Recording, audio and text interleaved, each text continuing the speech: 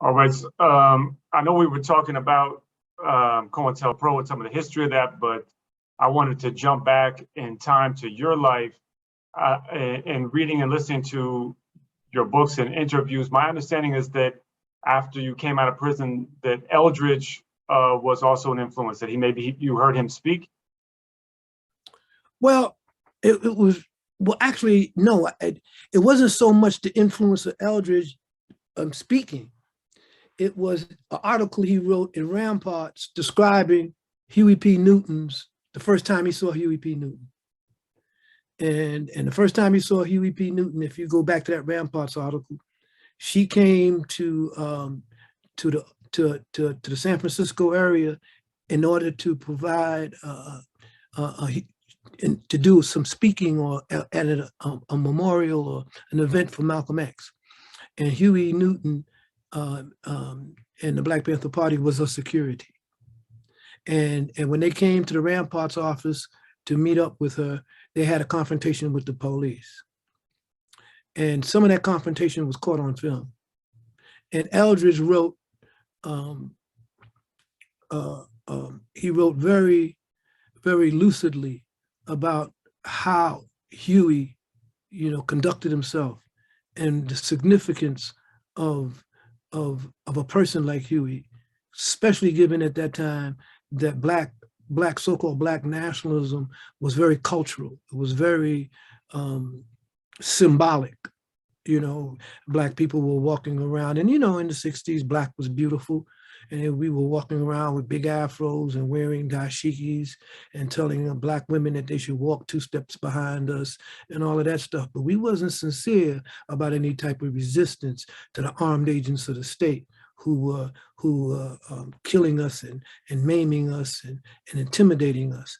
And the Black Panther Party changed that.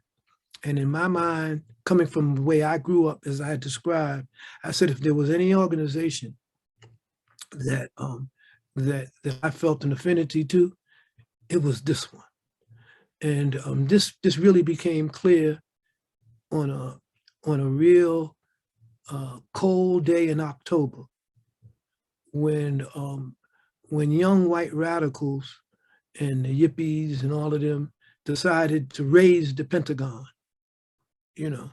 They were going to march on the Pentagon, and they were going to raise the Pentagon through meditation and smoking weed or whatever the case may be. It was called the Rise on the Pentagon. It was in October. And I was living in the East Village then, as I told you before, when I joined the party, but I hadn't joined the party yet. This was the October before I joined the party, that's following summer. I think the Rise on the Pentagon was October of 66, or was it 67? Yeah, it was October 67. And the Panther Party had just started. So I hadn't really, read Eldridge yet. And I was kind of getting ahead of myself. I hadn't read this Ramparts article yet. But I was living in the East Village.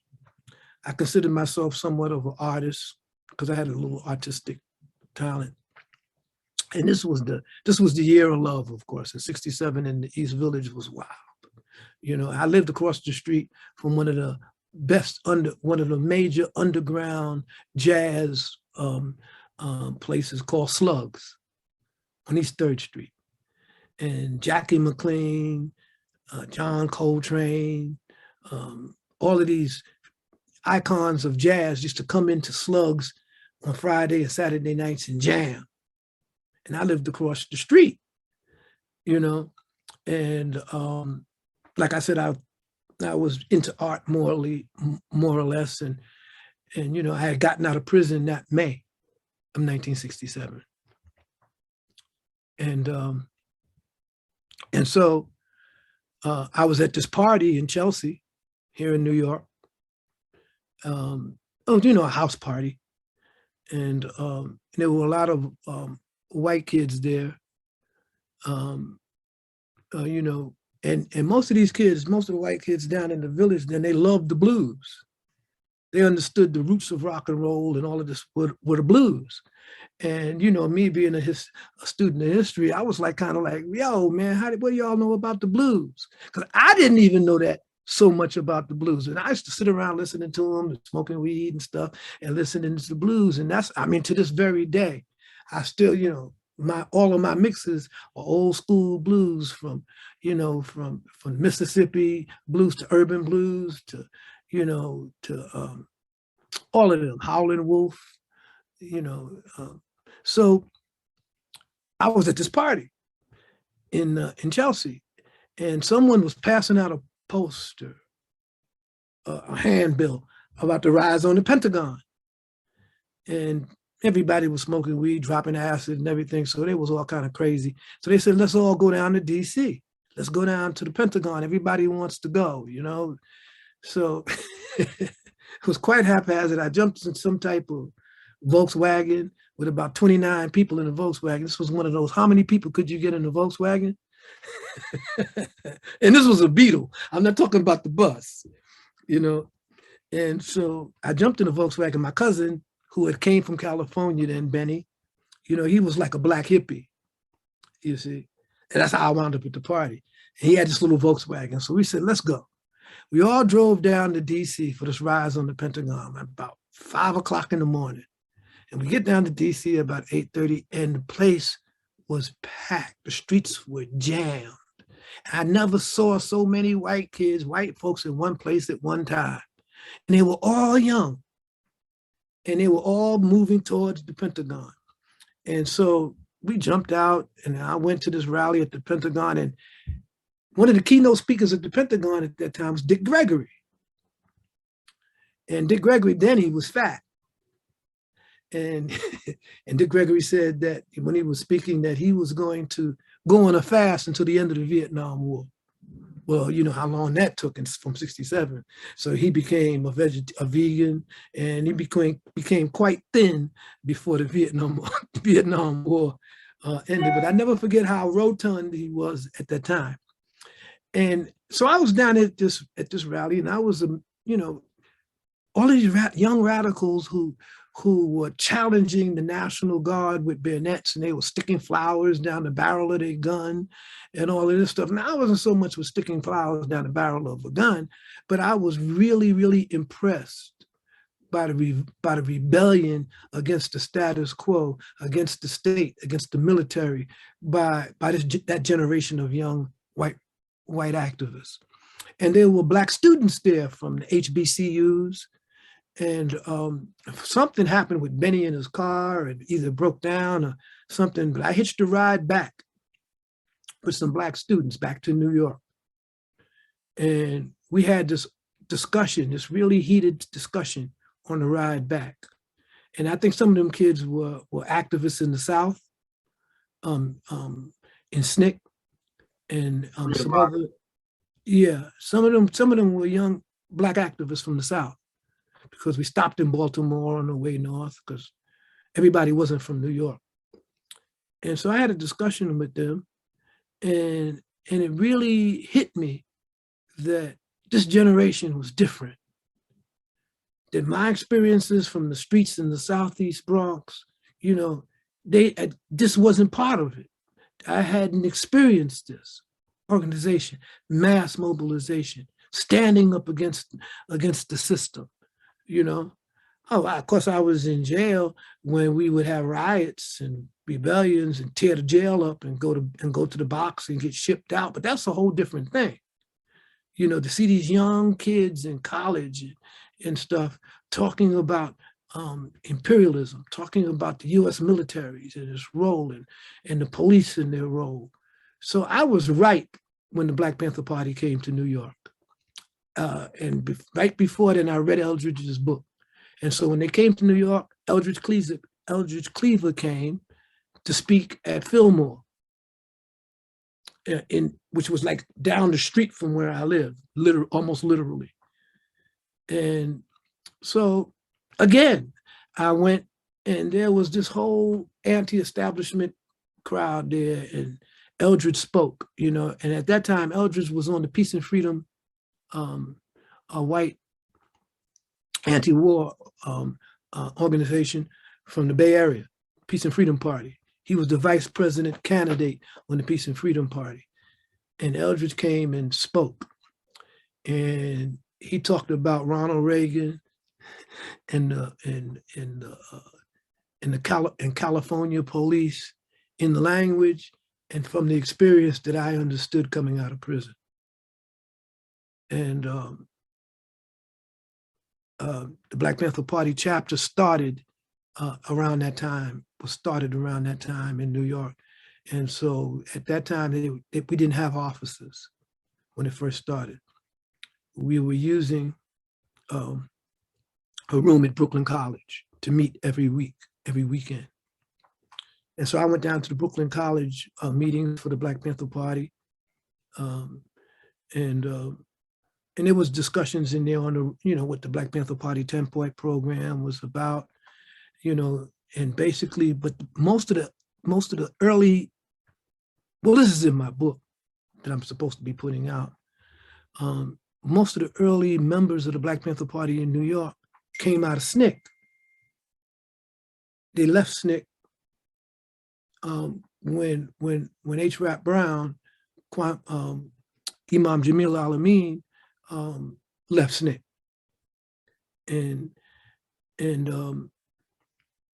and Kwame Ture left SNCC. And in fact, they were real close comrades with Kwame Ture and H. Rap Brown. So I went to these PE classes, political education classes at Brooklyn College, and I realized that my understanding and my grasp of history, was far superior to the young folks who were there. I mean, I was young too. Don't get it twisted, but they didn't have the type of grasp of history that I did.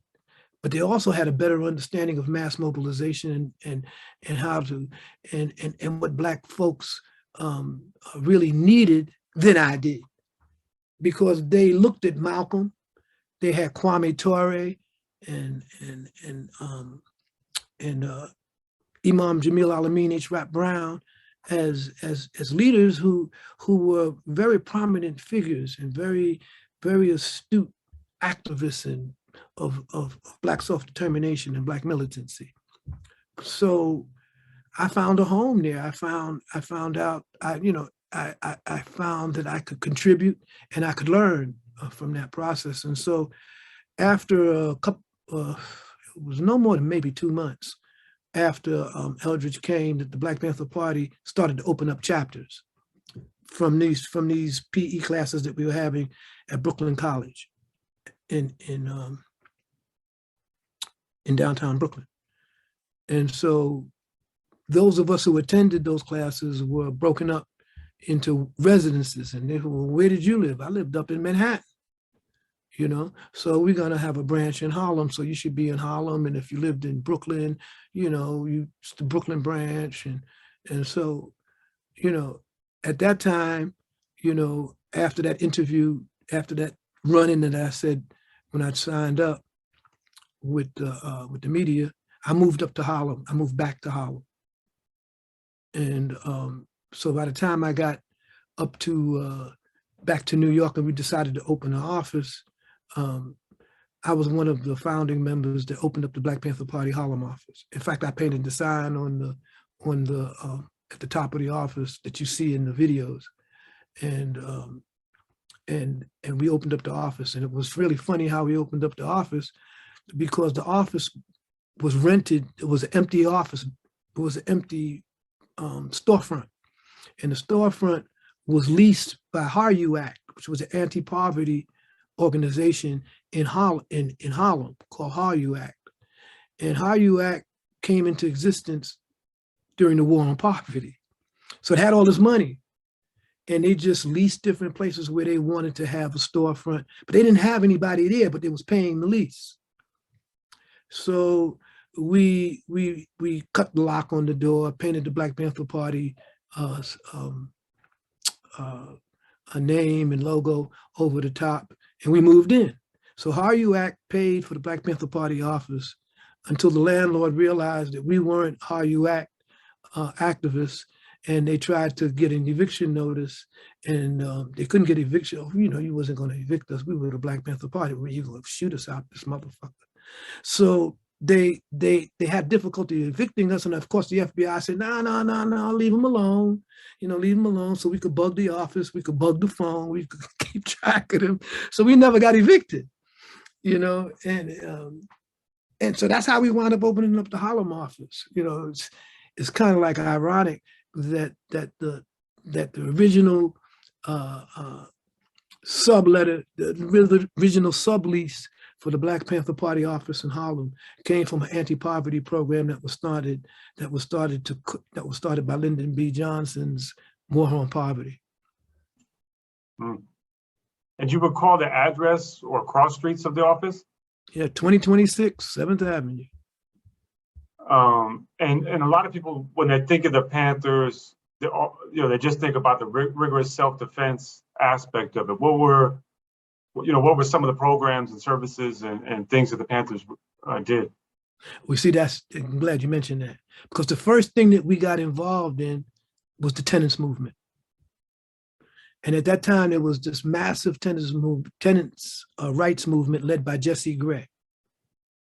And this movement had mobilized hundreds and hundreds of poor people in Harlem and in the South Bronx for better housing conditions. Back then, the land, Harlem and the Bronx and South Jamaica were run by absentee landlords. They didn't live on the property. They didn't put no money into the property. So Black people were confronted with winters where they had no heat and no insulation. And so the Black Panther Party, the Harlem branch, got involved with the tenants movement. And we started organizing with tenants on 119th Street, 120th Street, who were being served with eviction notices. We occupied vacant apartments, the squatters. We supported the tenants to resist evictions. And for instance, if the marshals came along, we would confront the marshals and then they would have to come back with the police. And that was a whole different thing there. So if the people got evicted, we would break the door down and move back in. So we were on that. We first started getting with that. But the tenants movement in Harlem at that time, in New York at that time, was massive. And it resulted in tenants' rights. It resulted in rent control, new regulations to guarantee people right to affordable housing. And at the same time, too, was a push being put on. There was a push for Black education. And in Ocean Hill, Brownsville, in Brooklyn, there was an experimental Black independent school district led by Roddy McDowell, J2 Weusi, and it was called Ocean Hill, Brownsville. And so the Brooklyn branch got involved with that, and the Jamaican branch got involved with that, along with the faculties and the Black teachers who wanted relevant educations for their children, for Black children. And they came headlong, they came directly in conflict with the United Federation of Teachers, which was led by Albert Shanker, a Zionist. And the UFT was the majority of the UFT were Jewish. And in Ocean Hill, Brownsville, it was an experimental independent school district. And they fired the UFT teachers who were unionized. And they hired non-union Black teachers to teach Black kids about their history, to teach them about their education. Of course, this was a point of the Black Panther Party program. We wanted the education that taught us our true history and our role in society. So of course, the Black Panther Party supported the Ocean Hill, Brownsville. And that led to confrontations with the UFT, who went on a citywide strike. And they closed down all the schools in New York. So the Black Panther Party, along with the Black teachers and Black activists, we opened the schools back up. We broke into the schools, and we opened them up to what we called liberation schools. And we got kids, we got young young college students from Columbia University to come down and teach liberation classes in these schools.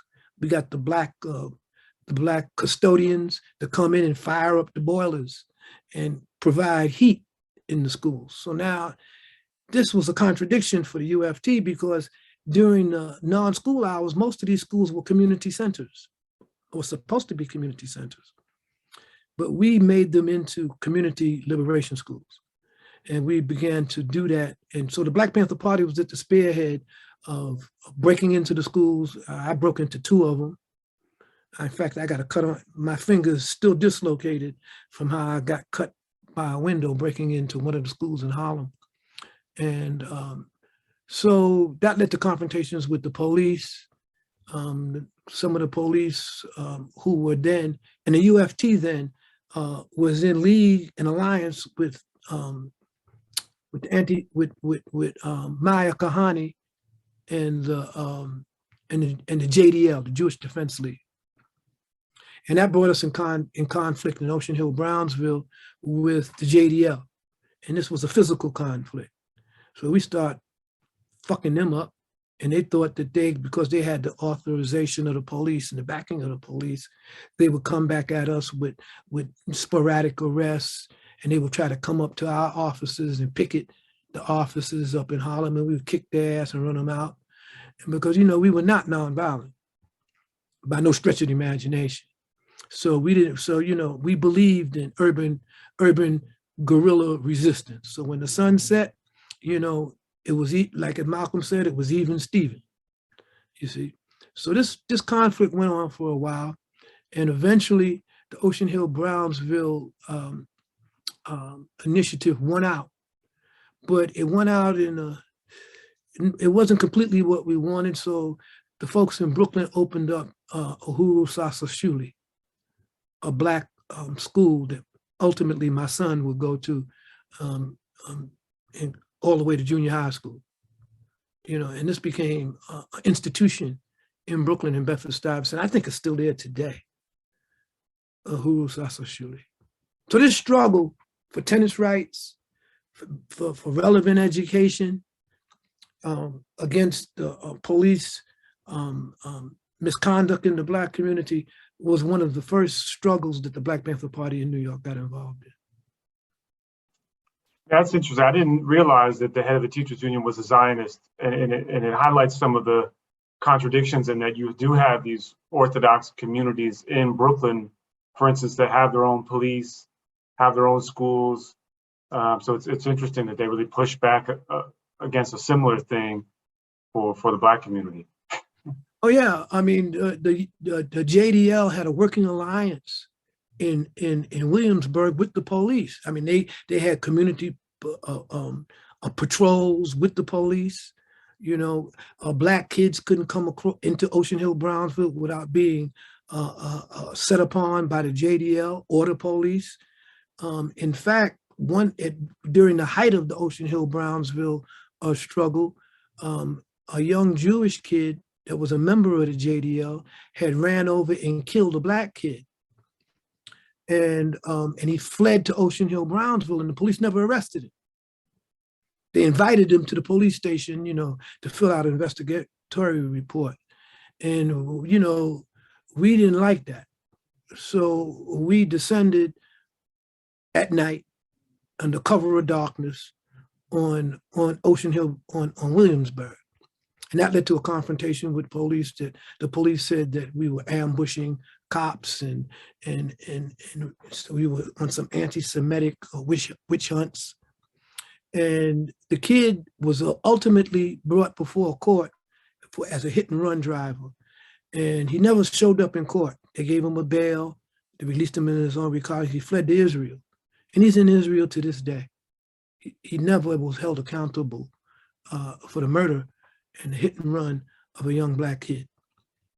And so we understood who the JDL was. And you got to understand, this was when Maya Kahani was in Brooklyn, and Benjamin Netanyahu was his assistant in Brooklyn,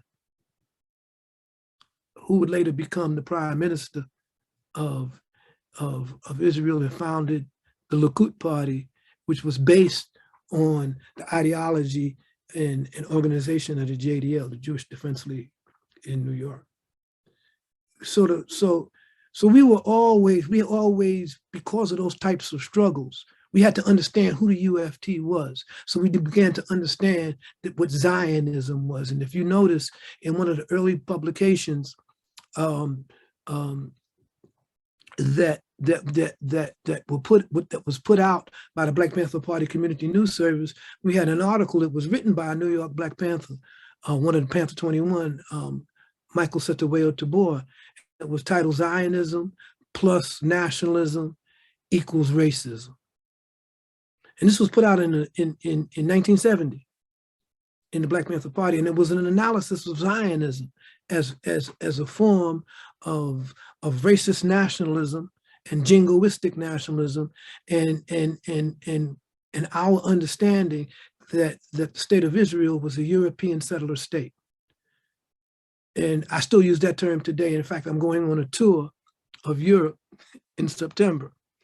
And the last time I went on a tour, last time I went to Vienna to speak, I was invited by the Black, by what passed for a Black studies program by a teacher, one teacher. I think they had one teacher of color in the University of Vienna, Vienna University. And they invited me as a speaker. Now, I didn't come to speak about Zionism. I came to speak about the Black Panther Party, the struggles of African Americans in the United States. That was my subject matter. But somewhere along the line, they dug up one of my writings in which I called Israel the European settler state. And so some Zionist organization in Austria, where the Zionist anti-BDF movement is very strong in Austria. And they petitioned the head of the university to deny me entrance, to close down my address, which he did.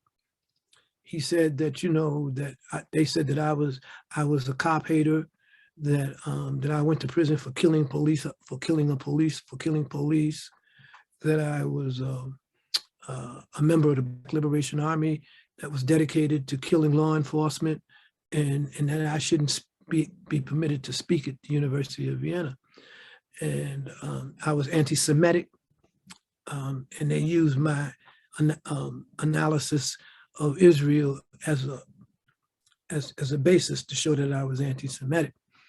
And so the chancellor or whoever he was, he shut me down. He said I couldn't speak. And this led to a lot of,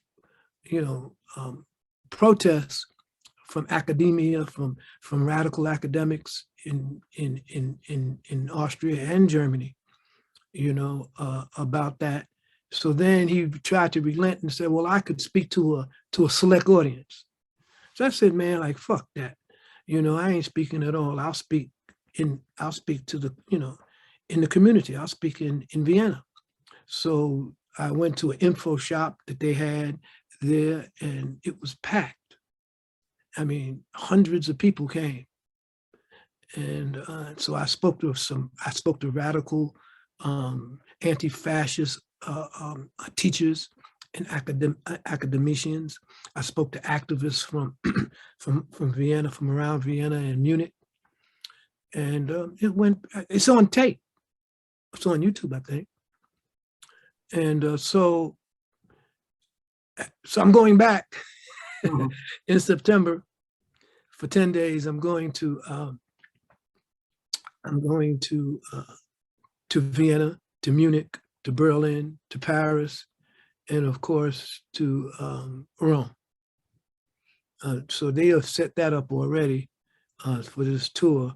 So I anticipate some of the same things happening, especially now that fascism and the right has been so, have been so much more empowered and by the various governments in Europe. But I'm looking forward to the opportunity to talk about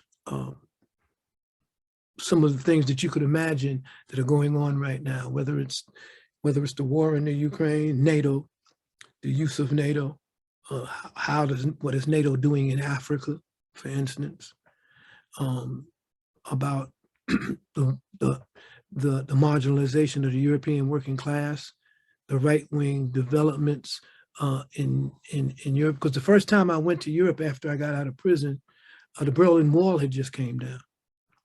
And my first tour was to the UK and Germany and Norway. And when I went to Germany, you know, it was an eye-opener because the Berlin Wall had just came down. I think this was 1991, 1990. I think it was 91. I got out of prison in 90. It was 91.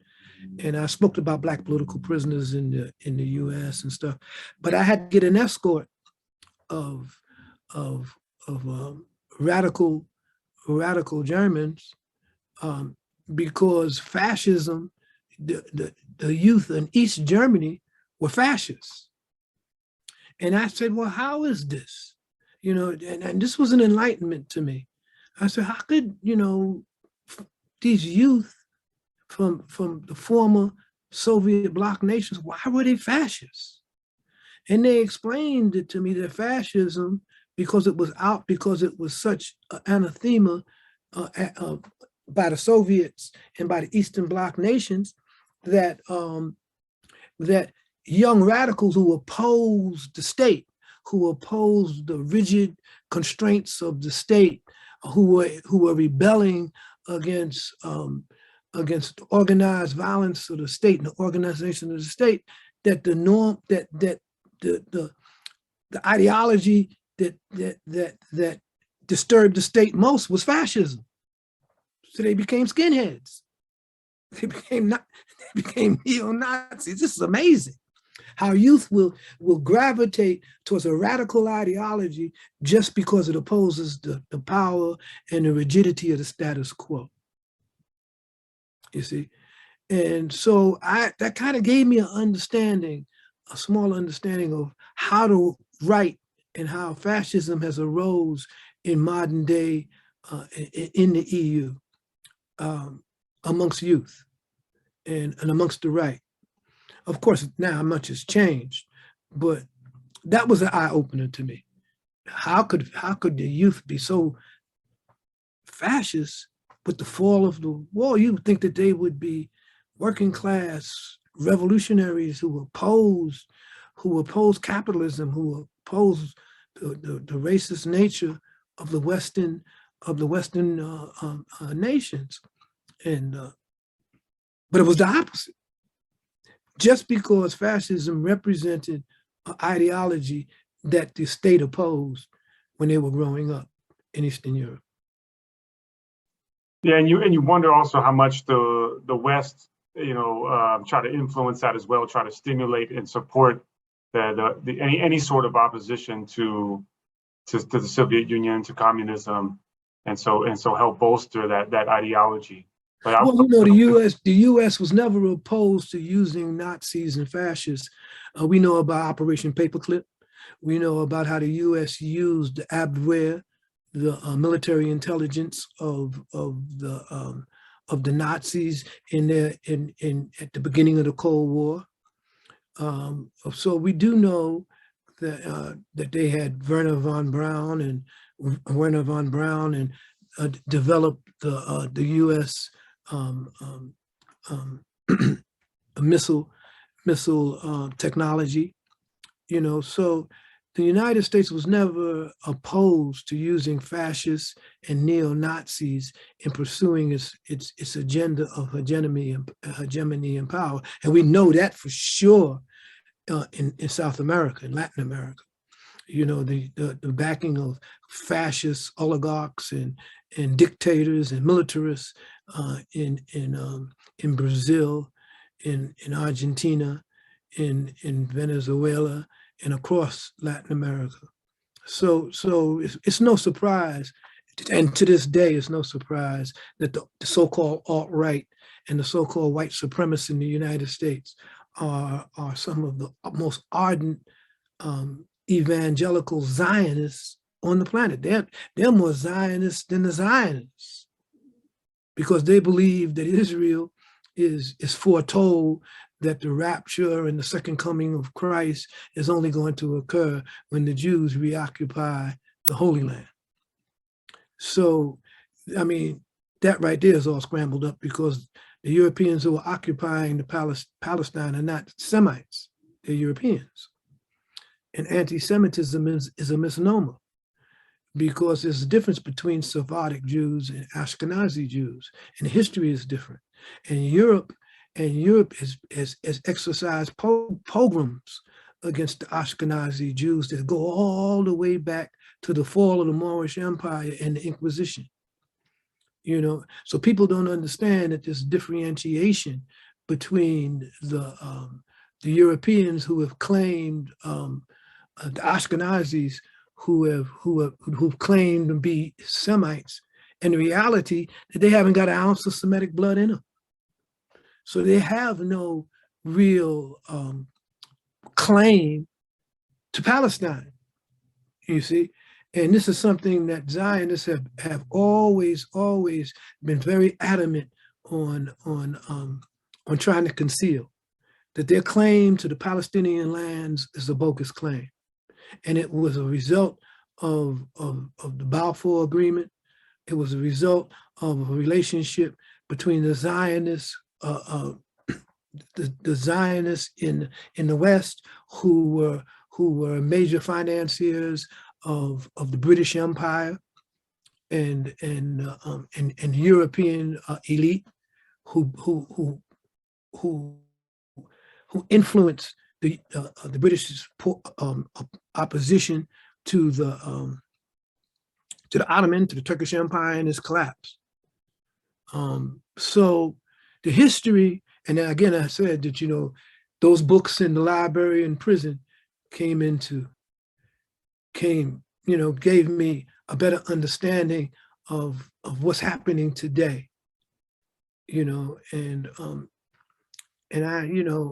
I'm not saying that I'm all up on all of this. I'm not an economist. I'm not even a professor of political science or any of those things.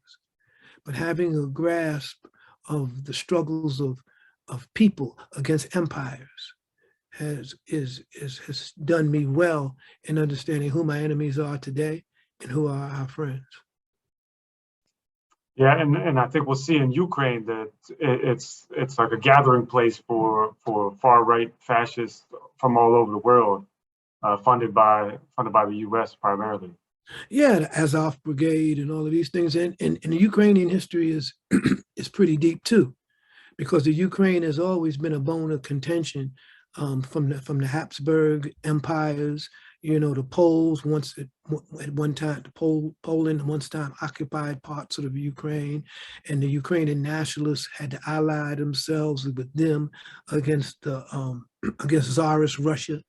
And then when those alliances broke down, they allied themselves with the Germanic empires and the German Habsburgs and all of them, and that broke down, and they will fight. I mean, the Ukraine has always been a mess, and it wasn't really straightened out more or less until they allied themselves with the Reds in the Russian Revolution, and Lenin saw the value of Ukrainian nationalism, but he also saw the dangers of Ukrainian nationalism to the idea and the notion of the socialist state, of the communist state. So, part of him developing the concept of Soviets, independent states, had to do with the long history that the Russians had under the czars in suppressing ethnic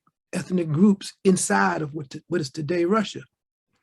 You see, I have a friend in Turkey who adamantly opposes the Russian notions of Ukraine, because his people were once the victims of ethnic cleansing under the Soviet Union, under Lenin, and later on Stalin. And so, you know, the Ukraine is unique in a lot of ways. And this is one of the reasons why the United States has always moved, when they began to move NATO increasingly towards the Soviet Union after its breakup and it became Russia, that what's happening in the Ukraine was inevitable, you know, and that the rise of the fascist elements in Ukraine was inevitable. Because if we recall the invasion of the Ukraine by Hitler and the Wehrmacht in what was it, 1940, I believe, Operation what's the name? That the Ukraine initially greeted the Nazis as liberators.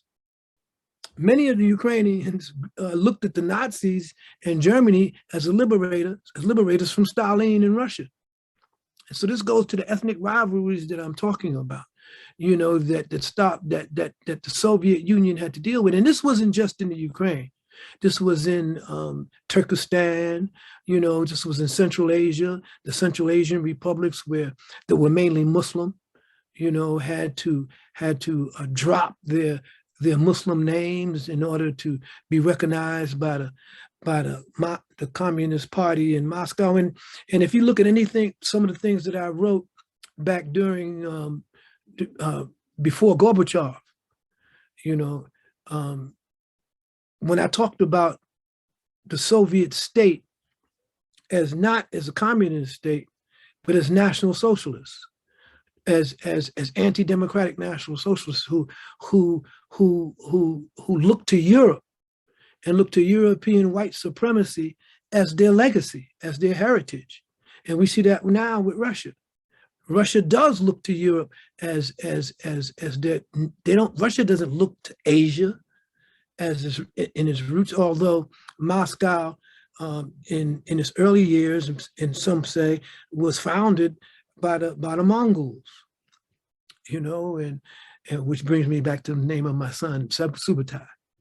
So, so you know, I think that understanding, you know, the complexities of these areas in these regions, then you could see how easily the United States has become the hegemon of the West, especially with the collapse of all of these nations at the end of World War II. All of these nations in Eastern Europe were devastated. In the Balkans and the Baltics, their economies was devastated. And in fact, Britain hasn't paid back its Lend-Lease debt until last year, I believe. It was last year or the year before last. It just paid back the United States for its Lend-Lease of arms and stuff to fight the Nazis. You would think that the US would have forgave that debt, but they didn't, you know. And so we see that the US needs NATO, and that NATO is an arm of US global dominance and hegemony. And that I think that the Europeans and the European unions realize this, and they somewhat resent it, but there's not much they can do about it at this particular point. But now I think the contradiction in the Ukraine is bringing some of that to the head, because all of the sanctions that were leveled against Russia has not only survived those sanctions, but the ruble is up, and it's the European Union that are in crisis, that are going through inflation, that's looking towards a cold winter. And so now a lot of other things are being thrown out there. The pipeline that was supposed to come through the Mediterranean and the Cyprus through Israel, now is back on the table, you see. So support of the European settler state has become a strategic advantage for the EU, which it always was. This is why Israel has a carte blanche to kill Palestinians and to do whatever they want to do in the region, to attack Iranians, to attack anybody that they feel is a threat to their existential existence. So we see things coming to a head. We see the depreciation of the dollar. You know, Bretton Woods now is a dead issue. And so the nations are back again hoarding gold. And now they're talking about, because of the Ukraine and Russia's alliance with China and its Beltway initiatives in the North and the rise of the Chinese economy, Russia doesn't need the West. The West needs Russia and China. But rather than collaborate, rather than go into healthy competition and healthy relationships with China and Russia, the United States chooses war. It chooses aggression. It chooses the option of maintaining its power and global hegemony, which of course is its downfall. So what we're witnessing in here in the US, and I think that by 2024, the guns will be drawn, the rise of Trump and the fact that you have millions of white people Europeans in the United States who are so delusional that they actually believe that someone like Trump and what he stands for represents their interests. This is how delusional they are. Trump wouldn't look at have the time of day for most of them. And so when you listen to some of them talk and these evangelicals, you realize they're on a whole different wavelength. I mean, they're in a whole different bubble of reality that's going to lead to the complete collapse of the U.S. empire. And now it's no longer the reserve currency that used to be based on the U.S. economy. That reserve currency is based on oil, on the petrodollar, and the planet has to move away from oil. And so that those elites in those rich nations that became rich off of fossil fuels, they have to transfer their wealth over to green energy. And they're fighting tooth and nail to delay that process, to transform that process so that instead of the dollar being the reserve currency, we're going to have a digital reserve currency. And so, you know, the rich and the elite, they told you this in Davos just recently. They're looking forward to the implementation of this digital reserve currency within 2 to 4 years. So that means all the money that whatever little few dollars that we have in the bank that working people have is going to be reduced to digits and electronic currency. So, you know, we are in a period in which the empire, the global hegemony of the U.S. is crumbling, and all bets are off about any type of democratic distribution of political power in the United States with this two-party system. I mean, when you have white folks fleeing to the Northwest and creating a redoubt, you know, where they feel that they're not going to be ruled by a nation that is increasingly becoming people of color. This is why immigration was always an issue, you know, throughout the U.S., always in the U.S., since they coined the term the yellow plague, you know, fear of people of color, of the rise of an independent Black political power in the U.S. is always motivated and galvanized U.S. politics. And so I think the election in 2022 and by 2024, I think the guns will be drawn, and the right-wing evangelicals and fascists who are now mainstreamed inside the Republican Party and on a lesser level with the neoliberals are going to force us, especially people of African ancestry, to reevaluate following the leaders that we followed all of this time. Just because Aunt Jemima got taken off the pancake box don't mean that Aunt Jemima is not in the Congressional Black Caucus. Well, I think that's a good place to stop for today, because I mean we're several minutes over the time you wanted to. You're absolutely right. Yeah. So I want to be respectful of your time. So I'll pause the recording.